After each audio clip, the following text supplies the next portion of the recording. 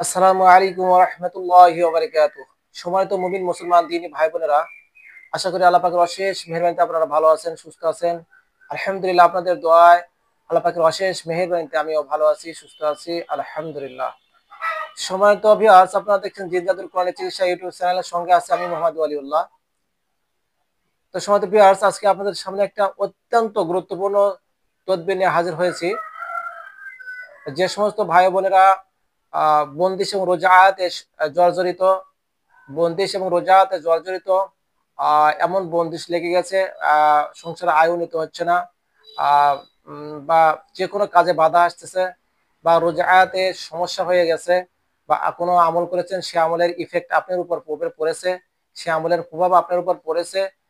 এখন আপনার বিভিন্ন রকম সমস্যা হচ্ছে, শারীরিকভাবে মানসিকভাবে বিভিন্ন রকম সমস্যা হচ্ছে, যেটার প্রধান কারণ হচ্ছে রোজাত এবং বন্দিশ।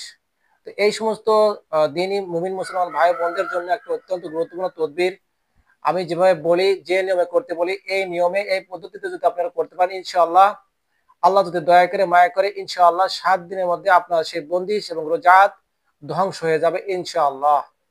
তো সময় তো ভিউয়ার্স, আমলটি বলবো, আমলটি আপনাদেরকে শিখিয়ে দেবো। তার পূর্বে আমি আপনাদেরকে বলি, আপনি যদি আমার এই চ্যানেলের নতুন দর্শক হয়ে থাকেন এবং এই রিলেটেড নিত্য নতুন ভিডিও পেতে চান এবং শিখে নিতে চান, তাহলে আমাদের ছোট্ট চ্যানেলটি সাবস্ক্রাইব করে পাশে থাকা বেল আইকনটি অল করে রাখুন, যাতে করে আমি যখনই এই রিলেটেড নিত্য নতুন ভিডিও আপলোড দেবো, আপনার মোবাইলে একটা নোটিফিকেশন যাবে। সেখান থেকে অতি সহজে আপনারা দেখে শিখে নিতে পারবেন এবং সেটা জেনে নিতে পারবেন ইনশাআল্লাহ। তো চলুন সরাসরি আমলে চলে যাই। আমলটি হলো 7 দিনের একটা আমল।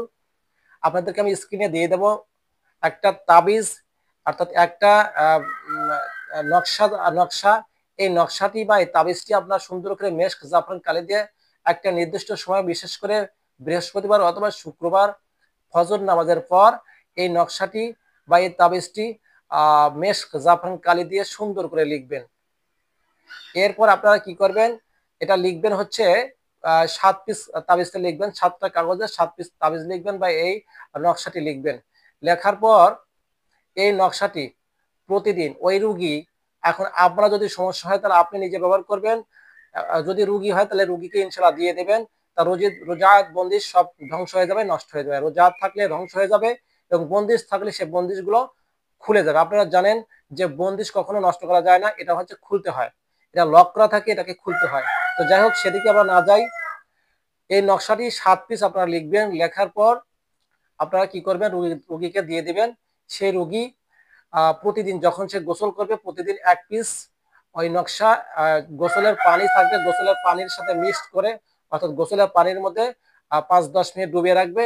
এরপর সেই ডুবিয়ে রাখার পর ওই তাবিজটা ওখান থেকে তুলে সুন্দর করে অন্য জায়গায় ফেলে রাখবে, অর্থাৎ নদীতে ফেলে দিবে। এরপর ওই নকশা মিশ্রিত যে পানিটা, নকশা ধোয়া যে পানিটা, ওই পানিটা দিয়ে গোসল করে নেবে এবং মনে মনে নিয়ত রাখবে যে রব্বুল আলামিন আপনার পাক কালামের বরকতে আমার যেন সব রোজাত এবং বন্দিশ নষ্ট হয়ে যায়, বন্দিশ থাকলে বন্দিশ যেন খুলে যায় এবং রোজাত থাকলে রোজাত যেন নষ্ট হয়ে যায় ইনশাআল্লাহ। তো যাই হোক, এভাবে 7 দিন 7 পিস নকশা পানিতে ভিজিয়ে ভিজিয়ে গোসল করবে রোগী। এবং মুদাব্বিরের যদি সমস্যা হয়, ইনশাআল্লাহ মুদাব্বির সে নিজে ব্যবহার করবে।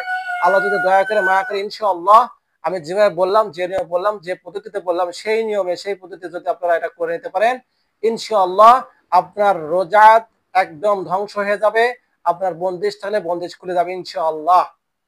তো সময় তো ভিউয়ার্স, আজকে পর্যন্তই, আর কথা বাড়াবো না। ও হয়তো অন্য কোনো ভিডিওতে আবার দেখা হবে, আল্লাহ যদি তৌফিক দান করে।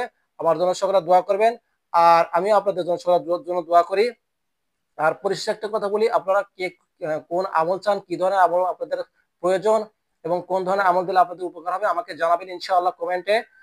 আমি সেই আমলগুলো, সেই সত্যিকার অর্থের সে যে আমলগুলো যেগুলো কার্যকারিতা আছে এবং শক্তিশালী আমল এবং পরীক্ষিত আমল, ইনশাআল্লাহ আপনাদেরকে দেওয়ার আমি চেষ্টা করবো। আমার জন্য সকলে দোয়া করবেন, আমি আপনাদের সকলের জন্য দোয়া করি। আল্লাহ পাক যেন সকলকেই নেক আমল করার তৌফিক দান করে। রাসূল সাল্লাল্লাহু আলাইহি ওয়াসাল্লাম এবং আল্লাহ তাআলা যে পথে চলেছে, আল্লাহ পাক এবং রাসূল সাল্লাল্লাহু আলাইহি ওয়াসাল্লাম যে পথে চলতে বলেছেন, যে পথে ছিলেন, সেই পথে চলার তৌফিক সকলকে দান করুক। সকলে বলে আমিন। আসসালামু আলাইকুম ওয়া রাহমাতুল্লাহি ওয়া বারাকাতুহু।